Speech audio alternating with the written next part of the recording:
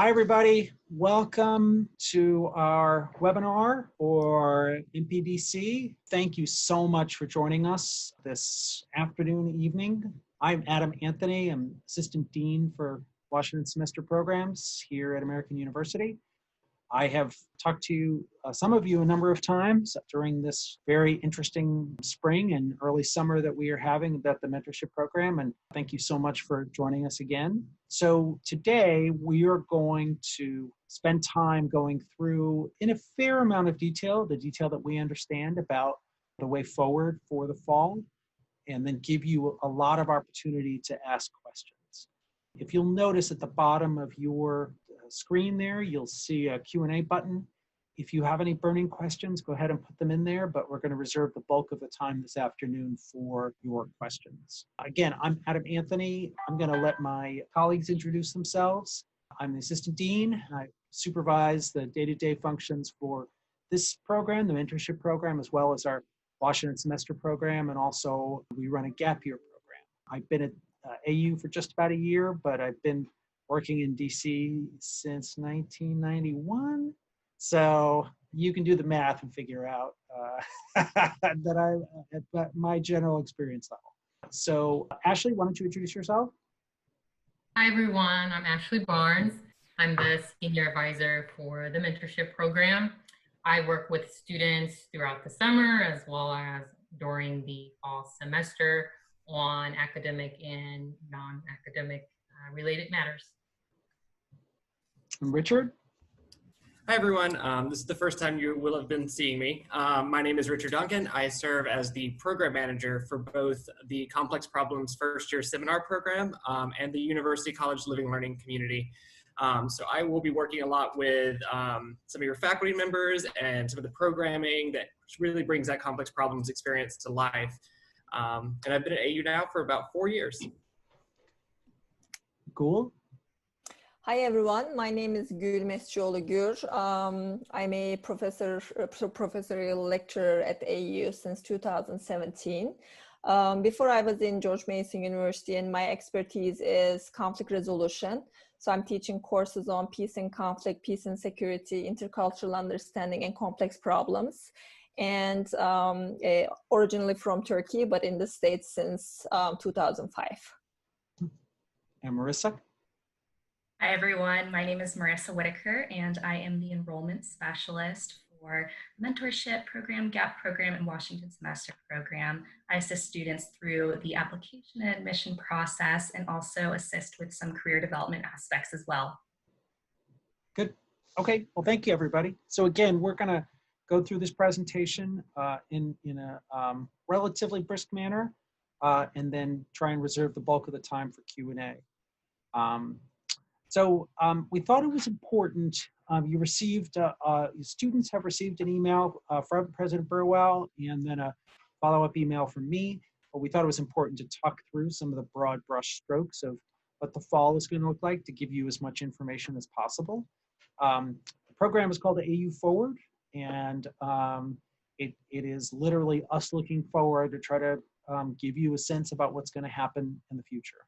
And as you know by now, we are going to open campus for the semester, and there are 3 principles that are guiding our opening.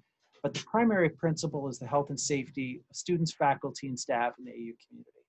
And when you come to campus, you're going to hear health and safety and well-being about 10,000 times. And so it is what is operating our approach to students. And so it is extremely important throughout the university, and so please know that that is our primary approach. I think, as I've mentioned before, President Burwell used to be Health and Human Services Secretary under President Obama, and the word on the street is that she's got Tony Fauci on speed dial, but regardless, she is an expert on this topic, and this is the way we have approached our opening. In our operations, we have been guided by advice from the Centers for Disease Control, the DC Department of Health, and American College Health Association. and we are following those guidelines. And so that provides a lot of the explanation for our approach, particularly on social distancing and the residential components, which we'll get into. Overall, and we're going to delve into this quite a bit, we are going to be delivering classes through a blended combination of face-to-face online instruction, face-to-face and online instruction. And we are going to, as much as possible, create opportunities for students to have interactive experiences while ensuring their health and safety. So if that is a general guideline that explains our whole approach, please read that again. So in terms of instruction, the idea of the concept of blended learning is that it involves face-to-face classes, online instruction, primarily, at least for our unit, on Blackboard learning management system, live synchronous opportunities, and then also asynchronous opportunities. So it is literally blended instruction methods. And the advantage that you have in terms of maintaining health and safety is obviously the control, the ability to manage learning and deliver learning in a controlled environment.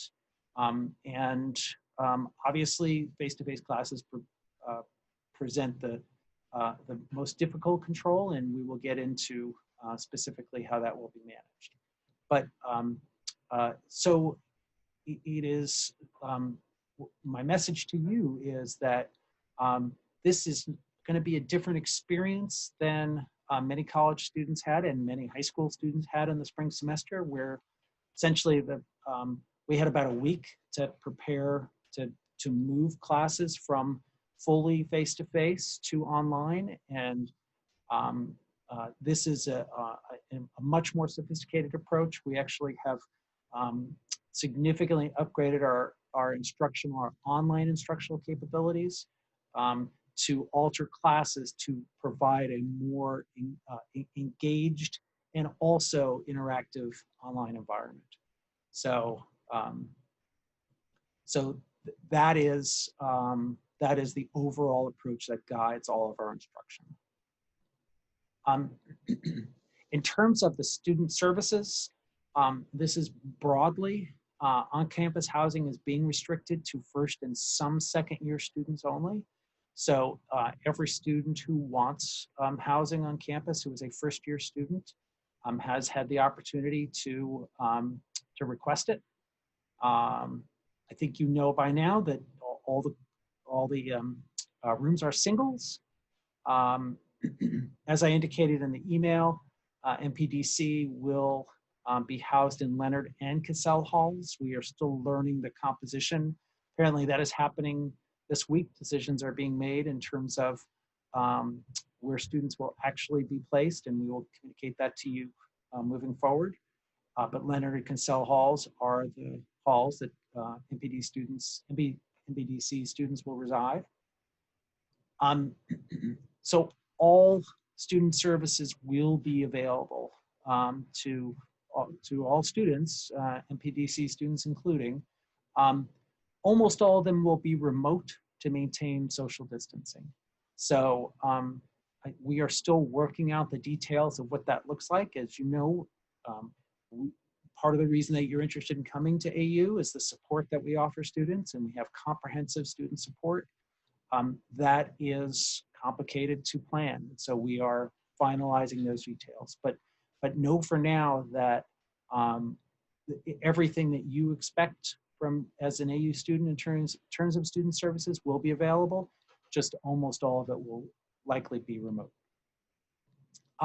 In terms of the campus experience, we are still finalizing this as well, but what President Burwell has communicated and what is in the AU Forward document is that student organizations will exist on campus.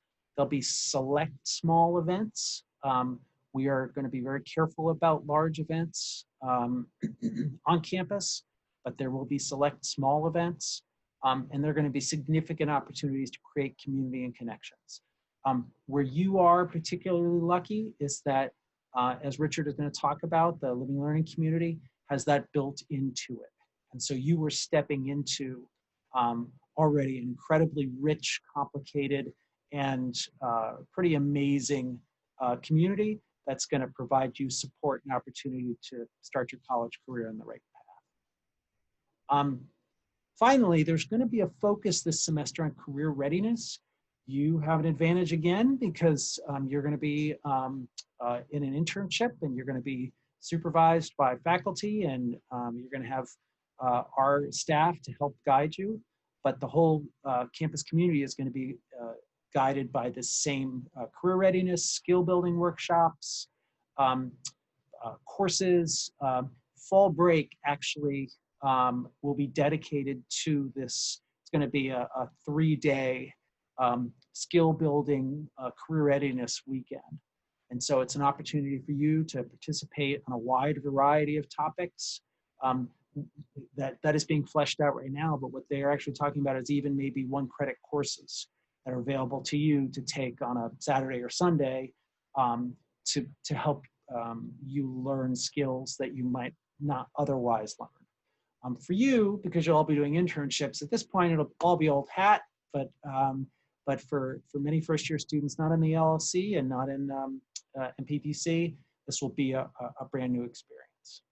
So, so I'm gonna slow down a little bit, and we're gonna talk more about the instruction, and then I'm gonna turn parts of this over to my colleagues.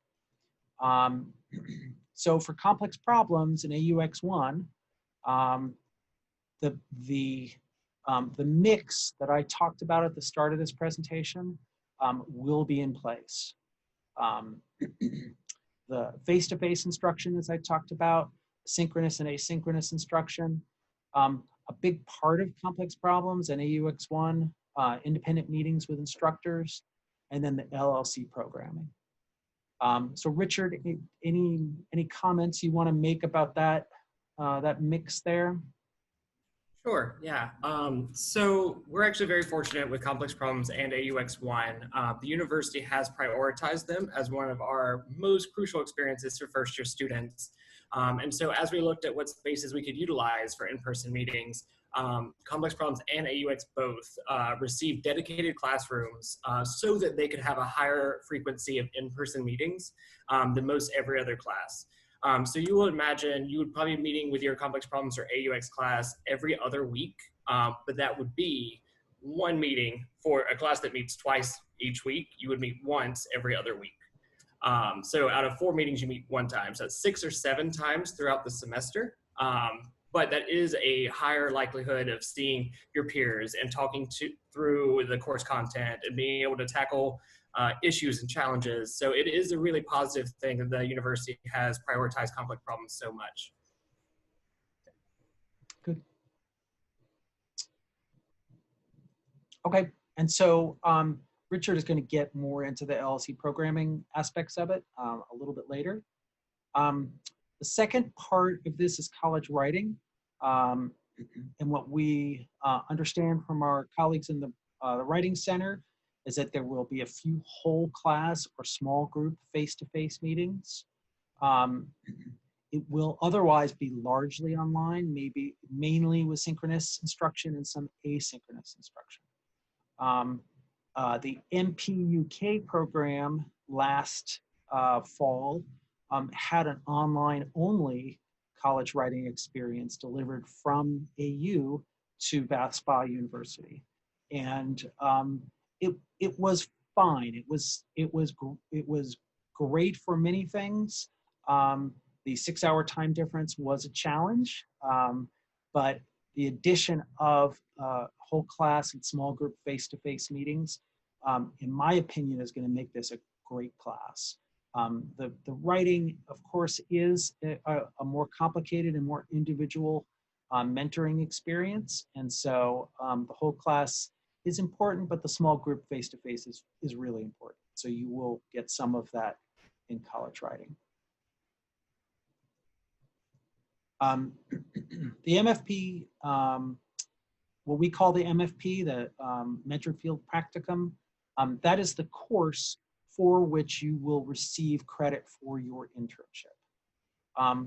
And again, like the complex problems in a UX1, you're going to have a mix of 4 elements to your course: the face-to-face instruction, the synchronous and asynchronous, independent meetings with the instructor, and what we're calling here-to-career events. And so I was an MFP faculty member last fall, and this is actually exactly what my course looked like. We had a number of face-to-face classes, but I actually had a number of synchronous and asynchronous projects that the students did outside of class. Interestingly, I introduced the students to Slack, and we had the whole course based on Slack. And I have reached out to them recently, and all of the students who got back to me said, yeah, I knew Slack when it was cool. You know, I'm old school on Slack, but now everybody in the world is using Slack. But this course really prospered by the mix of the face-to-face and the synchronous and asynchronous. There is a very much of an independent engagement with the instructor, and that's where the supervision happens in terms of the internship. My imagination is that it will happen mostly online, but if there was a socially distanced opportunity to meet in person outside, that could certainly happen. The here-to-career events are something that our unit is going to do for this group. It's this professional development writ large. And so we're going to give you advice and counsel on how to handle yourself in the workplace, how to handle yourself with your supervisor, how to manage your supervisor, how to work with your colleagues, that kind of instruction in a broad sense. We call them here-to-career events. So that will be built into the MFP. And then finally, those of you who are going to be taking electives, it is going to be mostly online instruction, and then with synchronous and asynchronous instruction.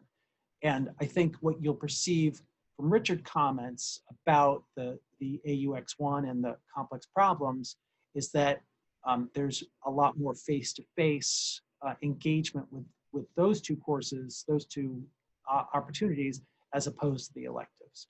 And that is the focus of the university, is you are on campus because it's important for you to be on campus. You're in complex problems and AUX1 with more face-to-face engagement because we believe it's really important for you to be. So, so that's the focus there. All right, I thought it was important to have Gul come and talk about her course and to give you a sense. Some of you have signed up for it, and so this will be a preview for you. But all of you, I think, will benefit from a discussion of her course and how she's going to approach it. So Gul, take it away. Mm-hmm. Thank you so much, and welcome everyone. So complex problems, the class that I'm going to teach this semester is called Identity and Intergroup Conflict. So as Adam also said, there are different aspects of complex problems courses, like many other courses as well, but I will just talk about the content and the form. I will give some like sample how one of my lessons, let's say one of my courses will happen. So I'm going to talk about it as a sample. So first of all, identity and intergroup conflict. I will talk about content a little bit. It's a complex term, as you all know. Identity is all around us. It's in our political opinions, moral attitudes, religious beliefs. So it's part of our identities, personal and group identities. So in this class specifically, we will focus on understanding what identity is, especially social identity, in order to understand intergroup relations and how conflicts emerge in these interactions. So what are we going to do is, in this class, it's going to be very multidisciplinary, multi-level, multi-actor approach in my class. So my background is international relations, political science, and conflict resolution. That's why I will focus on social psychology, social psychodynamics, culture, We will talk about prejudices, stereotypes, discrimination, morality. We will talk about how conflicts are emerging, destructive conflicts, and we have different types of conflicts in the world, but how these conflicts are emerging in between different identity groups like ethnic groups, national groups, religious, gender, racial. So how these conflicts are emerging and how can we find or brainstorm about how to approach, how to find solutions to these types of conflicts. So while we're doing this, I think it's probably the most fun aspect of it. It's not very theoretical. So it's going to be a super practical class that students will feel like, oh, okay, I can use this in my daily life. It makes sense because everybody has an identity. Everybody belongs to certain social groups. So the students will do some role plays. They will do simulations. We will definitely have small group, large group discussions. Sometimes we will have guest speakers. If we can do site visits, we will do that. We will watch clips and movies, and we will do documentary analysis. So we will definitely dig deeper into the concept of identity and intergroup conflict in this class. And students will understand how these dynamics of conflicts are emerging and how they can find a solution to them. So this is the content. I don't want to talk much, but if you have any questions, I can answer at the end. In terms of the form, as also Adam said, and Richard also talked about it. So face-to-face, online, and there are asynchronous and synchronous aspects, right? So in classroom, what we can do is we can use this time very efficiently, and we can do some lecture time, but what I do normally, like an hour, sometimes 45 minutes of direct lecture about learning the basics, some of the concepts, some of the theories, and then we keep practicing, we keep building skills. So what kind of skills we can do is like active listening, learning about stereotypes, applying to them into their daily lives, our daily lives. And then we can do role plays and so on. So this is gonna be in-class aspects, like small group discussions, one-on-one. In the online aspect, again, we have synchronous and asynchronous part. So asynchronous is, let me start with the live part, online part. So if it is synchronous, we can have experts from all over the world. I think that the advantage of having an online class is that you can have guest speakers from Africa, from Asia, from Latin America. So we can have all these identity experts in our classes and have face-to-face interaction with them, ask questions to them. If we can have guest speakers in the class, we can do it in the classroom. So we are so we can adjust ourselves to these different environments based on speakers' times. And also during the face-to-face time, what we can do is we can still do some face-to-face discussion. And also I'm having one-on-one meetings with my students, which is another advantage of having an online class, one-on-one with students and talking about the assignments or about any point that makes, they need clarification or any feedback that I need to give to them. And finally, asynchronous aspect, they can do their assignments, they can work on their projects, and they get some feedback. So like very simply, this is how it goes. If you have any questions, I will be more than happy to answer your questions, but I don't want to take more time here now. Good, thank you so much, Gul. It sounds really interesting and pretty timely, I think. I think so, yeah, exactly. As timely as it could be. Yes, exactly.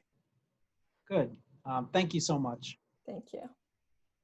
All right, so Richard is now going to talk about the living learning community. Richard, in case you haven't figured this out, you're gonna make a point. I'm gonna follow it with that particular point. So what is University College? University College is our largest and oldest living learning community. It's been around for about 16 years, and it is open to all incoming first-year students. This coming year is the first time that we have partnered with the mentorship program to help build a shared experience across the first year for our students. Typically, the overall community is between 500 and 600 students. This coming year, it's about 640 when we count all of you being added in. But that sounds really big and scary, but it's not. we actually break down the community into smaller cohorts that range in size. There's some that are 56, which will be what you all are in. We have some that are in, 70 or so students, and then one that's as large as 130. But it's still a smaller community where students are able to get to know each other and recognize people and start building a sense of identity within their social group. So the cohorts that you all will be in are going to be made up of 3 different seminars each. So as you just heard about a spotlight of complex problems class, we have a huge variety of classes, and they're all unique and tied to individual faculty members. And those topics range from the one you just heard about to some of the other sections that we have across the university, include things like Act Like a Man, that examines the idea of masculinity within the performing arts, or Trump and the Constitution, that looks at executive power and how it either aligns or doesn't align with constitutional law. And so all of these courses come from all over the university with crazy, interesting topics that are very relevant to now. And they are an opportunity for students to unpack some of these bigger issues. They're either a complex social issue, or they would be an enduring question. So a question that just doesn't have an easy answer. And so students get the opportunity to grapple with that. So what we do with the sections that we have scheduled for fall, we then will pre-select and build cohorts based off similar themes across the courses. And so what this really does is helps us build an intellectual and social community. Some of the interesting pieces here is that each course is required to do co-curriculars, which are things like guest speakers, or if we're able to, do things like museum visits, or really just grapple with the course content in a very practical way. And then on top of that, not only is it happening just in the course, it'll also be happening within the cohort. So your 3 faculty members will be working together to help tie the different conversations together and help understand how one thing can be looked at through multiple perspectives. In fact, I'm actually meeting with all of the faculty for you all on Friday to talk through some of this brainstorming and idea building. But the interesting thing about it is that this really, complex problems in general, is what we jokingly call the gateway to the AU core. It helps sort of frame how we approach learning and understanding inquiry-based learning, which is about how to ask questions, how to pick things apart, how to think critically. And so this is a really interesting thing. But the thing that happens on top of that for you all in University College is that you get to do it with your peers, with your friends, with your neighbors down the hall. And so there is this shared experience. And so with that, students have repeatedly told us that they automatically feel closer to campus. They feel like they are acclimated both socially and academically. And also, University College has one of the highest retention rates for students across the university for first-year students. So it's a really exciting opportunity. Obviously, this fall may look a little different based off the need to be virtual and a lot of our ways that we do things. But we will be putting forth the effort to help tie those courses together to give you this enriched experience. And one thing that I haven't mentioned yet, I don't know how I missed it, we also hire an undergraduate student, typically a sophomore, junior, or senior, to work inside every single seminar. So you have an upper class student who you can go to as a mentor, as a support system, helping you navigate what it is to be a first-year student. But this student attends the class with you. They plan activities for you. They help you unpack some of the things in the content that you may be struggling with. And so they really help shape what this living learning community environment is. So you're not only integrated and working with your peers across sections of complex problems, you also have mentors and support, and we partner with the RAs so that the full experience really feels like you are having one seamless experience to help set you up to be successful moving forward. Good. Thank you so much, Richard. And obviously, if you have questions about what Richard has said and want more detail, go ahead and put those in the Q&A. So in terms of the internship component, obviously this is a tricky question. We do not anticipate a great deal of change from a typical semester, but there will be some more choices that you have to make and some more choices that we have to make to help you make your choices. The courses will indeed still be supervised by the internships will still indeed be supervised by the MFP professor. So that is who you are going to be going to with problems, concerns, help, advice. That MFP professor is the core of the term mentorship.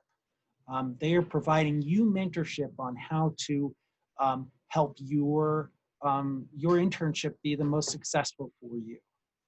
But in terms of the internships themselves, we anticipate 3 different modes of internships. We anticipate 100% virtual internship. We anticipate hybrid internships where maybe you are working 2 days a week in the office and 3 days a week out of the office, or maybe you're not in the office at all 1 week, but maybe and the next week you're in, 2 parts of 2 or 3 days. Frankly, this is similar to the way people are working now. These 2 methods, either people are virtual or they're hybrid. And then we anticipate there will be some fully or mostly in-person internships. This is obviously complicated. There are organizations who will not hire any in-person interns for the summer for the semester, because they can't guarantee that they are going to be safe in the workplace. There are others who are a small organization and they can control everything and they feel comfortable with having somebody. That is up to the organization. And so we're going to do our best to help provide you the best information to say, this will be a fully in-person internship or mostly in-person, or this is going to be a hybrid, so it's going to be hard to pin down exactly what your schedule is going to be. But we are going to work with you and work with the employers to find a match that works for you. So at the end of the day, this is what in mid-June it looks like. It is entirely possible by August 24th that things are wonderful and there are going to be a lot more in-person internships. It's entirely possible that everything goes 100% virtual. But this is what we anticipate as the most likely course. And again, we will work closely with you to figure out what you indeed want. A few things I'll tell you. We now have half a semester in the spring and half a semester in the summer where the internships have been virtual, completely virtual. And students actually love them. A couple reasons why they love them. The first is there's no getting coffee or making copies for your boss. They are all substance. And so it ends up being a lot more research-based and a lot more content-focused. The second thing is, what I think you probably know by now is your supervisor might look like somebody like me who was a little uncomfortable with social media, and I'm very trusting of people who are 17, 18, 19 years old in terms of social media, and there are students who are getting handed the username and the password for the Twitter account for the organization. So there are advantages. It's a different field, but there are advantages to being in this situation. What we're going to do is help you figure out how to network with if you're at 100% virtual environment, how to network with your colleagues and how to best take advantage of this experience. I just did a presentation today for our summer students on this exact topic. And I spent about 20 minutes giving them advice on how to approach their colleagues and how to create networking opportunities for their colleagues, with their colleagues, despite the virtual status. And so I'll do the same with you. So, so just so you know, so far so good. And then finally, we are surveying right now our survey partners, or our employer partners, to determine how they are planning. And so we will have a very good sense very soon, and we will start putting that into the database so that you can see how you will, at least what the forecast looks like for right now. All right, so I'm going to turn things over to Ashley to talk about what you should be doing right now in terms of closing out the semester, and then we'll go to Q&A. right now, our main focus is for students to submit their resume and cover letter using the templates we sent out in one of the many emails that have gone out. And once you do that, someone from my team will review your documents and send you an email with those edits. You'll then upload the new version of both documents to the internship web. And by now, you guys do have the instructions on how to do that, again, in one of the many emails that went out to students. The quicker you guys can send in your resume and cover letter, the quicker we can provide edits and get you into the internship database to start applying to internship opportunities.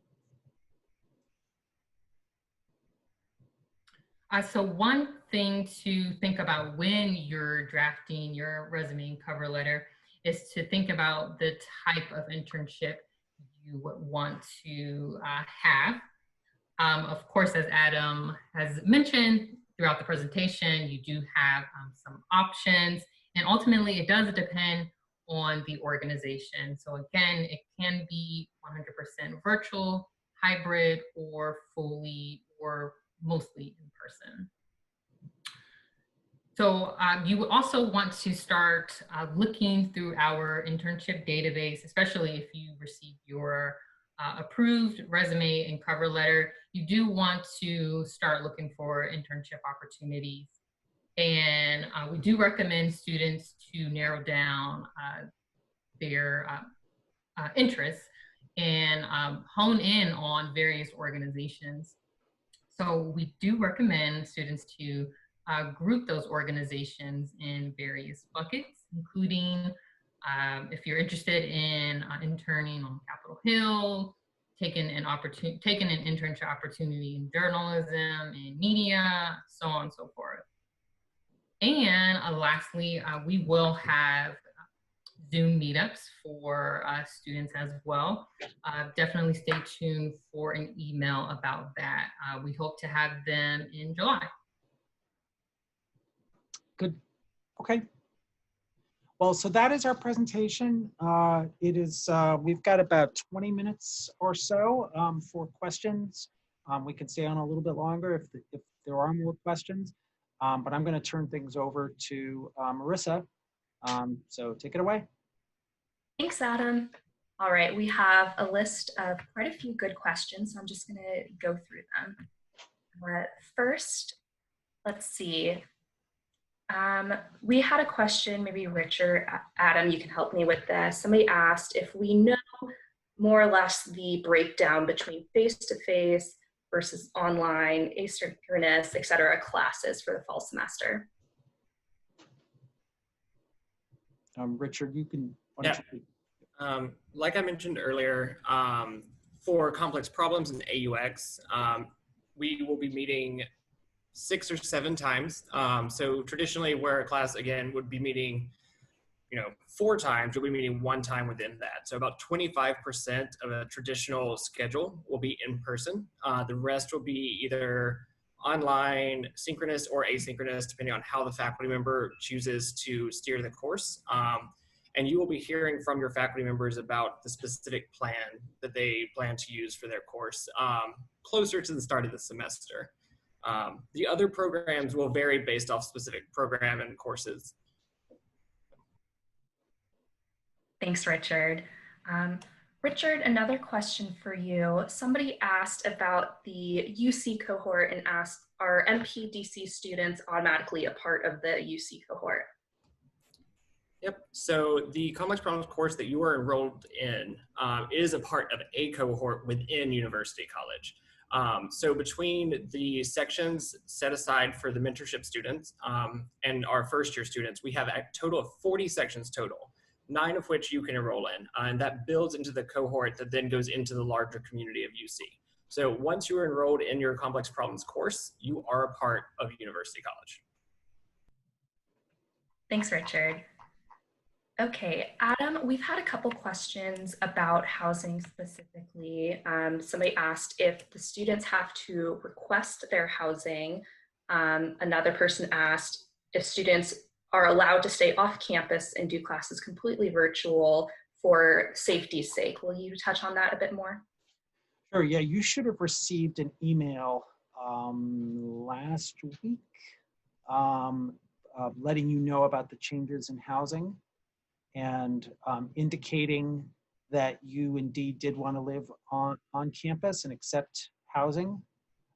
So my suggestion is to go to your AU email address and look carefully for an email from housing, because you do need to indicate that you do want to live on campus, because you do have the option of living off campus and commuting to school.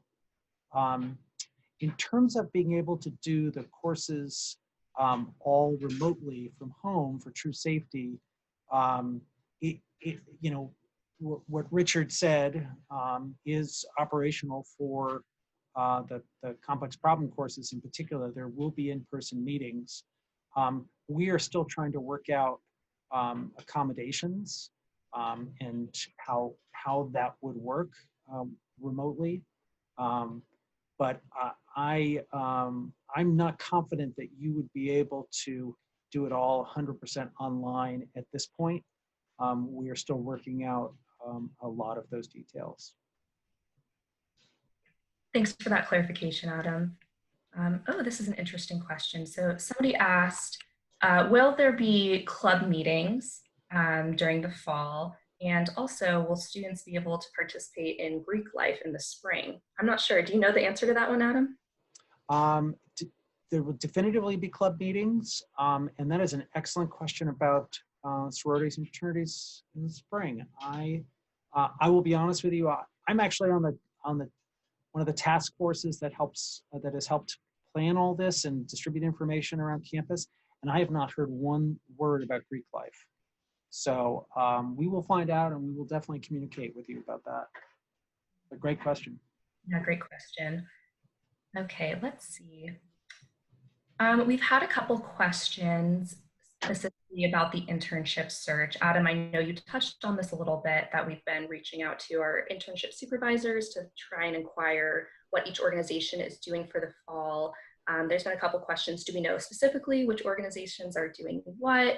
How will students conduct that search once they've chosen their preference? Can you talk about that a bit more? Sure. Ashley, do you want to talk about the internship web? Do you have any thoughts about that? Yeah. So right now, students do have access to our internship database. Though some students haven't submitted their resume and cover letter, they still have access. However, in order to apply to various internship opportunities within our database, you must submit your resume and cover letter, and of course get the edits from myself or someone on my team, and then upload the new resume and cover letter. And it's a pretty intuitive process. You would have to follow the instructions in the email, and it shows you how to upload those documents. But it is very important that students do that so that they can start searching for internship opportunities. You will be able to apply to the internship opportunity by simply clicking a button in the internship database. And it's a pretty easy process, but you have to submit those documents to us. In terms of the in-person or online or a mix, what I said in an earlier slide was that we are surveying employers right now. And so we're going to communicate that to students to let you all know what organizations, at least at this point, are planning to do what. And so I'm not certain if we're going to do that through the web, the internship portal, or if it'll be via a spreadsheet, but we're going to communicate that to you directly so that you have a sense of who's doing what, as much as we know. But don't forget that that is one option for you as the internship web. There are a ton of other options for you in terms of looking for an internship. And if your Aunt Millie lives in Arlington and she works in an organization that provides internships, feel free to apply. and we will actually supervise the internship for you, and we'll roll it into our system. If you find something at Indeed.com or idealist.org and that looks like a great internship, go ahead and apply. And if you get it and that's what you want, then we will supervise that for you as well. So don't feel like the internship web is your only option.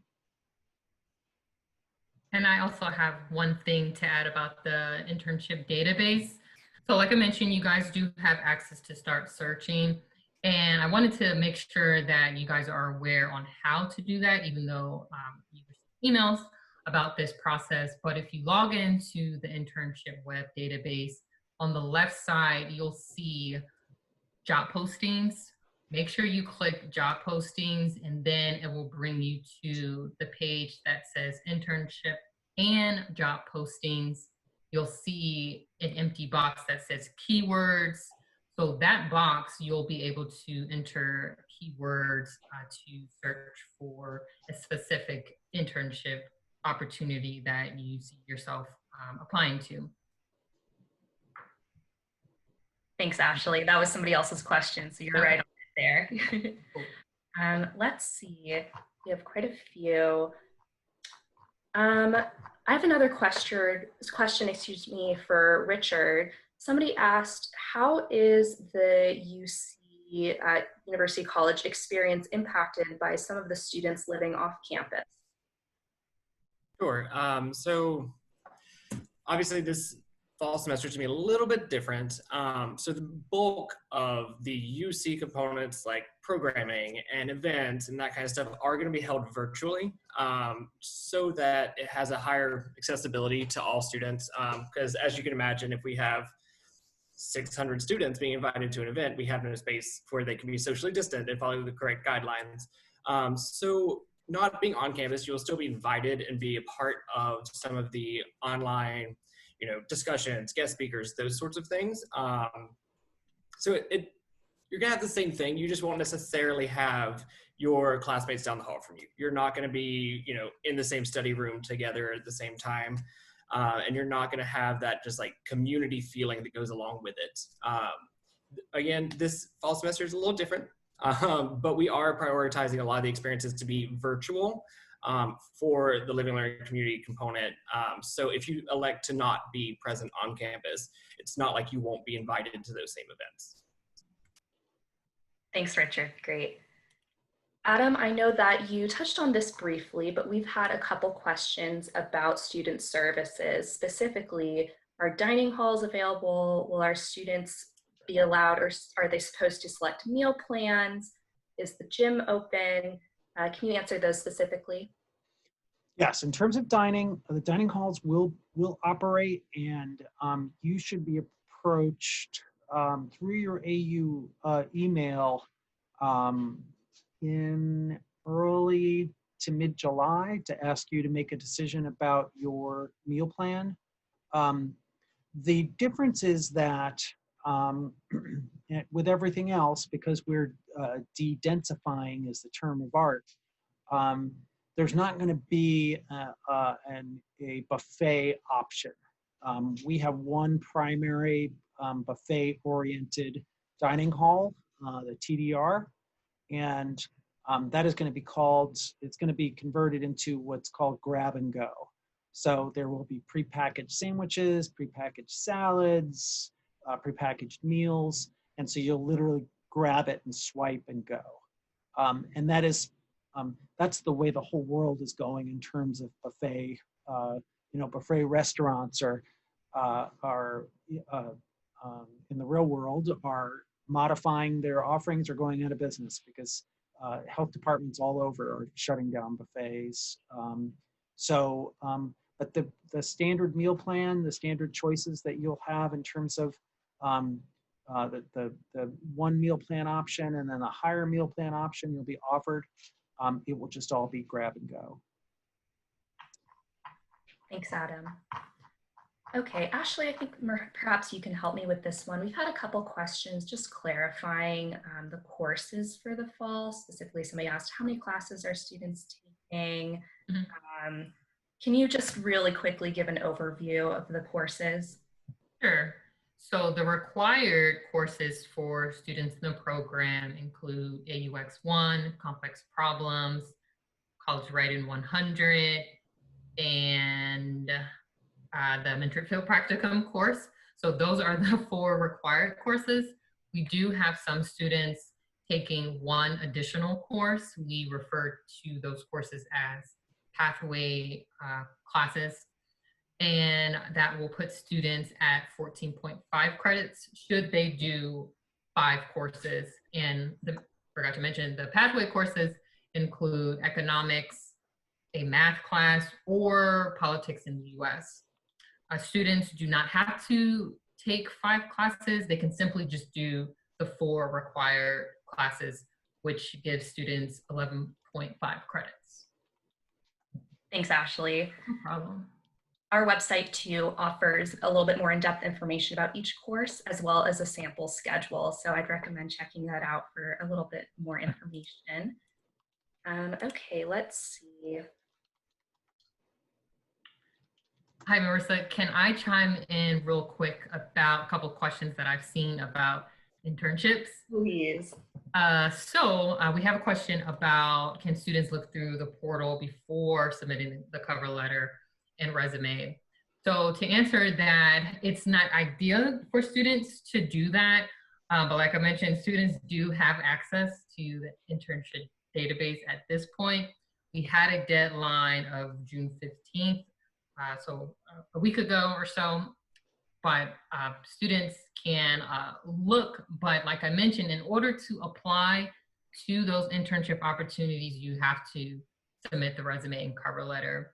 There is a link to click apply now to whatever the internship is, and you wouldn't be able to do that if you don't have an approved resume and cover letter.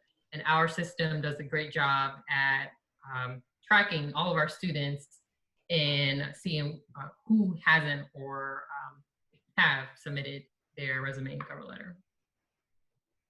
There was another question. There's a couple specific ones if you want to tackle them. Oh, one thing I wanted to address. So there's a question on how can you submit a cover letter if you don't know what you're applying to or what organization you're applying to. So you definitely want to follow the cover letter template. So there is a way to do that without adding in an organization's name. And in this case, you would simply keep it very general. You'll still be able to plug in your experience and skill sets that you've acquired thus far without mentioning the organization, because like you said, what if you don't know where you want to go? So I would suggest following the cover letter template and just keeping it very generalized until you know which organizations you do want to apply to. So those were some of the questions that I thought we should address, but feel free to. Thanks, Ashley. There's been a couple specific questions about a student's own experience with getting feedback, saying there's something pending. Would you advise the students to reach out directly to you? Yes, and I actually just sent a private message to that particular student.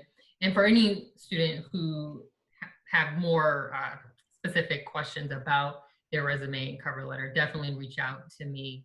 I'll respond within 24 to 48 hours. So feel free. Thanks, Ashley. Adam, we've had a couple questions specifically about students commuting for their internship, asking, will there be certain procedures for the students to follow when returning to campus? Somebody else asked, what do we do if we don't feel safe traveling into the city, but also don't want to do an internship fully online? Yeah, those are excellent questions, both of them. We have actually started exploring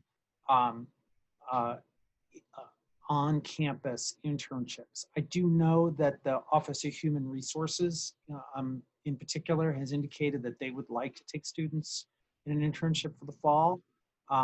You would certainly get a sense of what a human resources office looks like in interesting times.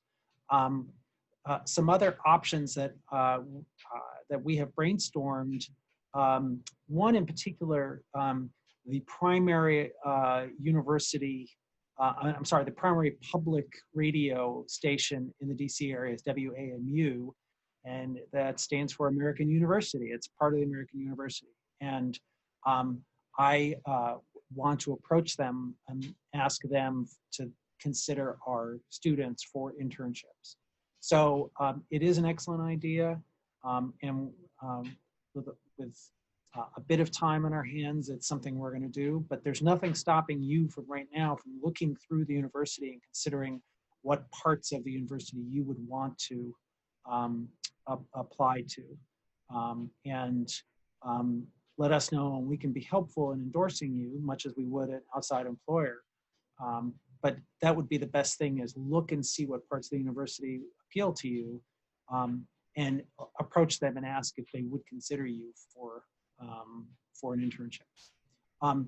In terms of sanitary procedures when returning to campus, you are actually going to be taking a required course, much like alcohol.edu and the Title IX education modules. Everybody in the community is going to take a course on sanitary procedures. And so it will apply, those procedures will apply for you when you return, from no matter what you do. And so the primary one is that when you are in any public space, you're going to be required to have a face covering. When you're in your dorm room, that's fine. But otherwise, if you're in a public space, you're going to be required to have a face covering and also practice social distancing. So all of that will be covered in great detail before you set foot on campus. Great, thank you, Adam. We've had a couple people ask about move-in. Do we have a move-in date for the mentorship program? Ashley, we don't have a date set. That's correct? We don't just yet. The university is still finalizing that date for all first-year students and some sophomores who will be moving in. One thing I wanted to mention, that it would be during the week of August 17th. That is the week right before the first day of classes, which is August 24th. So at some point during the week of August 17th, you would move in to either Leonard Hall or Cassell Hall. And you'll also receive an email on the procedure on how to move in as well. As soon as that information has been solidified, we'll definitely connect with students about the procedural process when actually physically moving to campus. Thanks, and Adam. the email will go out to students' AU email. Adam, there's been one or two questions inquiring about tuition, scholarship. Who should I direct my questions to regarding tuition? Can you please answer that? Sure. There is not going to be a change in tuition for the fall semester. So I have read every word that the university has put out, and there has been no language about a change in tuition.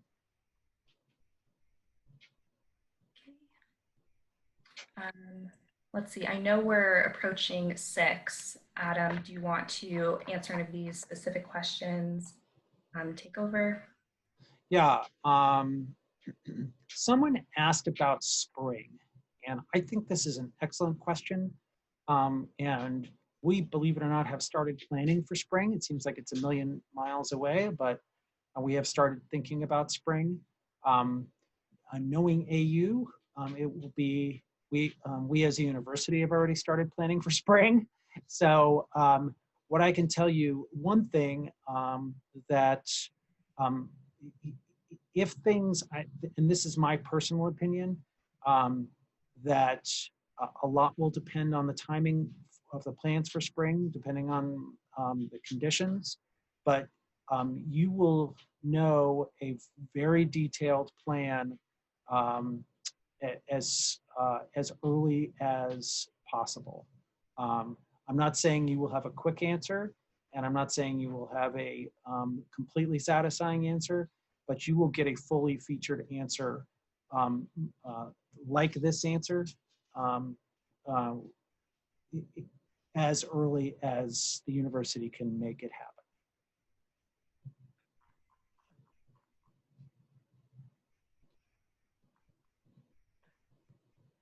Thank you. Let's see.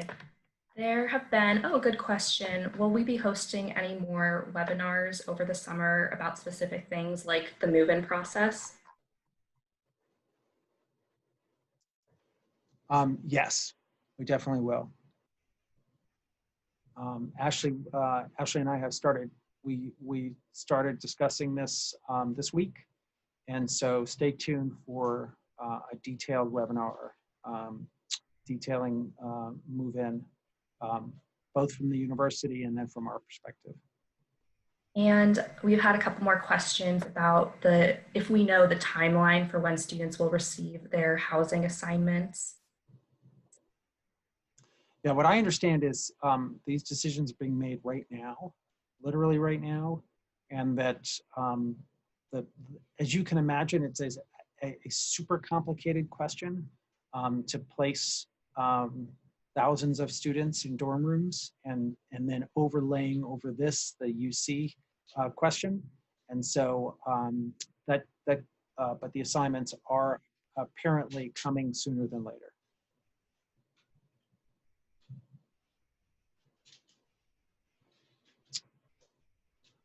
You know, we're looking through the questions. I think if you do have specific questions that have not been answered, please feel free to email us. You've got our email addresses here.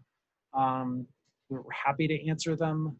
I'm sorry that we have run out of time. You all have had fantastic questions. And I just want to thank, in particular, Richard and Gul for joining us this afternoon. And thank you all for tuning in. And again, please, if you've got questions, that's what we're here for, is to answer them and help you, in particular, get moving on your internship process. It is a complicated process, and your search is an important part of it. And so that's why we're here to help.